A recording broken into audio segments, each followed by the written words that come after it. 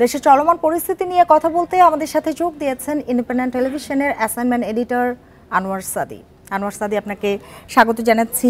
এই কয়েকদিনের ঘটনা আমরা সবাই জানি, আন্দোলন, সহিংসতা, এরপরে কারফিউ জারির পর ধীরে ধীরে আমরা দেখছি যে পরিস্থিতি কিন্তু স্বাভাবিক হতে শুরু করেছে। আপনি শুনছিলেন আমাদের সহকর্মীরা বলছিলেন যে পোশাক কারখানা খুলছে এবং পুরো নিরাপত্তা বলয়ের মধ্য দিয়ে খুলছে। অফিস খুলছে, যদিও 4 ঘন্টা চলবে এবং কারফিউ শিথিল করা হয়েছে 7 ঘন্টার জন্য, যেটি হচ্ছে কর্মজীবী যারা বাইরে যাবেন তাদের কথা মাথায় রেখেই।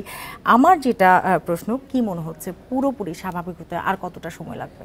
এখন জন্ম সনদ দিয়ে খোলো বিকাশ স্টুডেন্ট অ্যাকাউন্ট, নিজের বিকাশ নিজে কর। যেই পরিস্থিতির পর কারফিউ জারি করা হলো, সেই পরিস্থিতি হুট করে ভালো হয়ে যাবে এমনটা মনে করা যায় না। এটা একটা পর্যায়ক্রমে ধীরে ধীরে করতে হয়, কিন্তু আমরা দেখতে পাচ্ছি যে স্বাভাবিক করার যে গতি, সেই গতিটা বেশ ভালো, গতিশীল। এখন ইন্টারনেট, ব্যবসা বাণিজ্য সব কিছু চালু করার জন্য ইন্টারনেট একটা বড় বিষয়। এখন ইন্টারনেট ব্রডব্যান্ড চালু করা হয়েছে। প্রথমে জরুরি যে খাতগুলো রয়েছে, সংবাদপত্র ইত্যাদি ইত্যাদি কিছু খাত নির্দিষ্ট করে সেখানে ইন্টারনেট চালু করা হয়েছে। এখনও সবার হাতে হাতে বা সব বাসায়, সব এলাকাতে ইন্টারনেট পৌঁছেনি। যেমন আমি, আমার বাসায় ব্রডব্যান্ড কানেকশন আছে, আমি ইন্টারনেট বাসায় পাইনি, কিন্তু আমি অফিসে পেয়েছি। অর্থাৎ কোনো কোনো জায়গায় ইন্টারনেট চালু হয়েছে। চট্টগ্রাম বন্দরে ডিজিটাল পদ্ধতিতে যে শুল্কায়ন আছে, সেই শুল্কায়নটা চালু করা যায়নি, কিন্তু সেখানে সেজন্য তারা আবার বসে থাকেনি। তারা নথি বিবেচনা করে নথি জমা নিয়ে শুরু করেছে এবং সেখানে কাস্টম হাউসের ভেতর 4টা কম্পিউটার বরাদ্দ করা হয়েছে। তারা ইন্টারনালি ইন্টারনেটের একটা ব্যবস্থা করেছে ওখানে নিজেদের ভেতরে, এবং ডাটা এন্ট্রি করার কাজগুলো করেছে। আগে যে কাজগুলো ব্যবসায়ীরা তাদের অফিসে বসে অনলাইনে করে ফেলতে পারতেন, সেই কাজটা এখন কাস্টম অফিসে গিয়ে করা হচ্ছে। কাস্টম অফিসের এই যে রপ্তানির জন্য যেসব নথি প্রসেস করা, শুল্কায়ন করার জন্য যে প্রক্রিয়াটা সম্পাদন করতে হয়, 6000 নথি তারা প্রতিদিন শুল্কায়ন করতে পারে রপ্তানির ক্ষেত্রে। আমদানির ক্ষেত্রে তারা 1200 নথি করতে পারে। সেখানে সীমিতভাবে হলেও কাজ শুরু হয়েছে, অর্থাৎ বন্দর সচল হয়েছে, আমদানি রপ্তানি বাণিজ্যটা শুরু হয়েছে।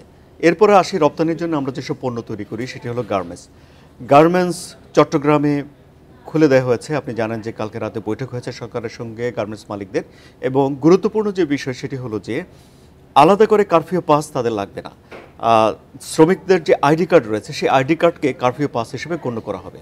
তাহলে গার্মেন্টস মালিকরা চাইলে, তারা যখন শিথিল করা হয় কারফিউ, এই শিথিলের সময়েই শুধু যে গার্মেন্টস খোলা রাখতে হবে তা নয়, তারা চাইলে এর আগেও গার্মেন্টস খুলে দিতে পারেন।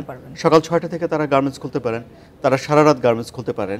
কারণ তাদের এই আইডি কার্ড যদি কারফিউ পাস হিসেবে কাজ করে, তাহলে শ্রমিকরা তো কারফিউর ভিতরেও যেতে পারবে, এবং এই আইডি কার্ড দেখিয়ে তারা গার্মেন্টসে নিজের কর্মস্থলে পৌঁছে যেতে পারবে। এবং কর্মস্থলে যদি কেউ পৌঁছে যায়, ঘরের ভিতরে যদি ঢুকে যায়, তাহলে তো তিনি তার মতো করে তার পরিবেশে রইলেন। সেটি আপনি অফিসে থাকেন আর বাসায় থাকেন, রাস্তায় না থাকলেই হলো। তাহলে গার্মেন্টস কারখানা চালু হওয়ার বিষয়গুলোতে এই বিষয়ে কিছু নেই।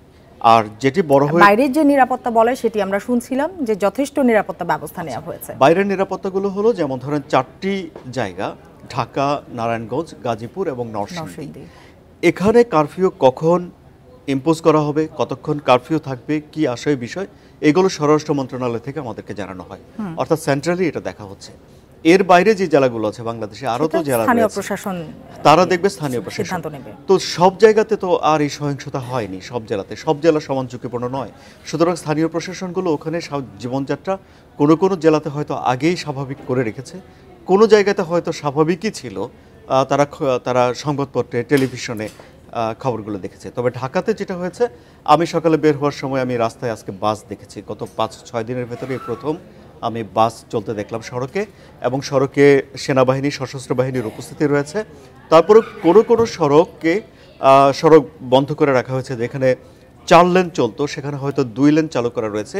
এই সবই সড়কের উপরে, শহরের উপরে সশস্ত্র বাহিনী বা আইনশৃঙ্খলা বাহিনীর যে একটা নিয়ন্ত্রণ রয়েছে, সেই নিয়ন্ত্রণকে দৃশ্যমান করারই প্রক্রিয়া। সুতরাং পরিস্থিতি খুব দ্রুতই স্বাভাবিকের দিকে যাচ্ছে, এবং জনমনে, আমি বেশ কয়েকজনের সঙ্গে কথা বলেছি, তারা আমাকে অনেকটাই স্বস্তি ফিরেছে। আনোয়ার সাদি, আপনাকে অনেক ধন্যবাদ আমাদের সাথে যোগ দেওয়ার জন্য।